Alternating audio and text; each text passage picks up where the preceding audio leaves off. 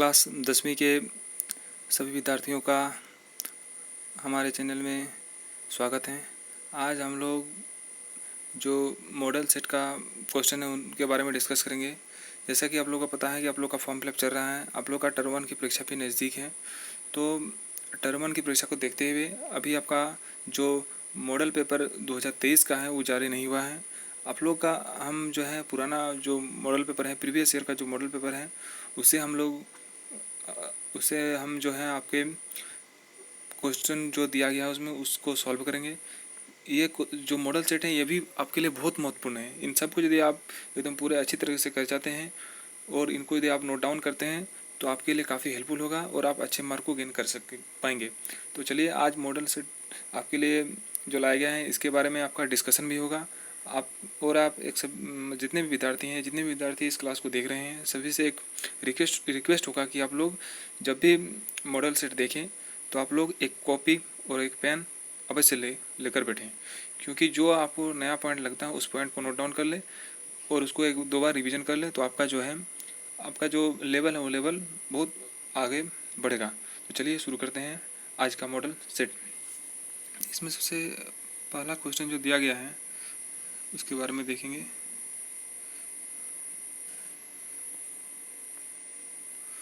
सबसे पहला क्वेश्चन है कि दाढ़ी बनाने में किस दर्पण का उपयोग किया जाता है। इस बार दे दिया था कि दाढ़ी जो बनाते हैं तो उसमें किस दर्पण का उपयोग किया जाता है। तो दाढ़ी बनाने में हम लोग किस दर्पण का उपयोग करते हैं? अवतल दर्पण का। दाढ़ी बनाने में कौन सा दर्पण का? अवतल दर्पण का।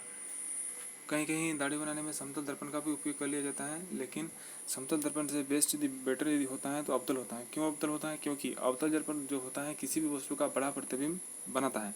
इसीलिए दाढ़ी बनाने में समतल या अवतल दोनों का उपयोग होता है, लेकिन दोनों में सबसे बेटर यदि बोलेगा तो अवतल हो जाएगा।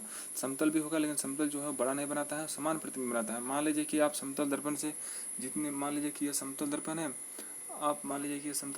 आप इस दर्पण से जितनी दूरी पर खड़ा होइएगा तो दर्पण आपको लगेगा कि दर्पण के पीछे भी उतनी ही दूरी पर प्रतिबिंब बन रहा है, तो यह समान आकार का प्रतिबिंब बनाता है।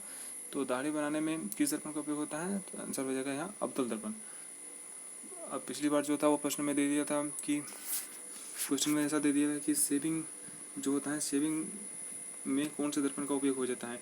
इसको इंग्लिश में ना लिखे हिंदी में लिख दिया था कि शेविंग में किस दर्पण का उपयोग होता है। तो आप लोग याद रखिएगा कि शेविंग बनाने में भी अवतल दर्पण का ही उपयोग होता है। अब पूछ रहा है कि गोलीय दर्पण में फोकस दूरी एवं वक्रता त्रिज्या के बीच क्या संबंध है। एक गोलीय दर्पण है, मान लीजिए कि एक गोलीय दर्पण है, ठीक है। एक गोलीय दर्पण ले लिए, एक अवतल दर्पण ले लिए, ठीक है। फोकस दूरी एवं वक्रता त्रिज्या के बीच क्या संबंध है? इसको बोला जाता है पी पोल, इसको बोला जाता है आपका फोकस एफ, और इसको बोला जाता है सेंटर ऑफ कर्वेचर यानी रेडियस। तो फोकस दूरी एवं वक्रता त्रिज्या के बीच क्या संबंध है? फोकस दूरी एवं वक्रता त्रिज्या, मान लीजिए जो एफ है, एफ क्या है? एफ जो है त्रिज्या का आधी है, मतलब एफ इक्वल टू क्या हो जाएगा? एफ इक्वल टू हो जाएगा r/2। एफ इक्वल टू हो जाएगा r/2। फोकस दूरी जो है वो त्रिज्या की क्या होती है? आधी होती है, त्रिज्या की आधी। Option number B is correct हो जाएगा। एफ इक्वल टू क्या हो जाएगा? r/2। ये हो जाएगा सही answer. F equal to r/2 लिख सकते हैं, और इसको यदि लिखेंगे और एक तरह से तो r बराबर हम 2f भी लिख सकते हैं। दोनों फॉर्मूला सही है। चलिए आगे देखते हैं।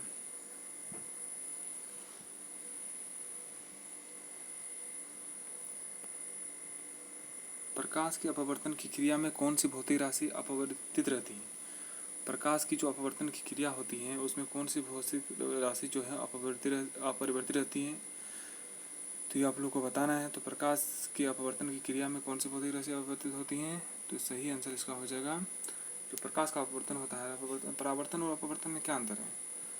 परावर्तन और अपवर्तन में यही अंतर है कि परावर्तन जब होता है किसी चमकीली सतह पर, मान लीजिए कोई चमकीली सतह है, इस पर मान लीजिए कि परावर्तन होगा,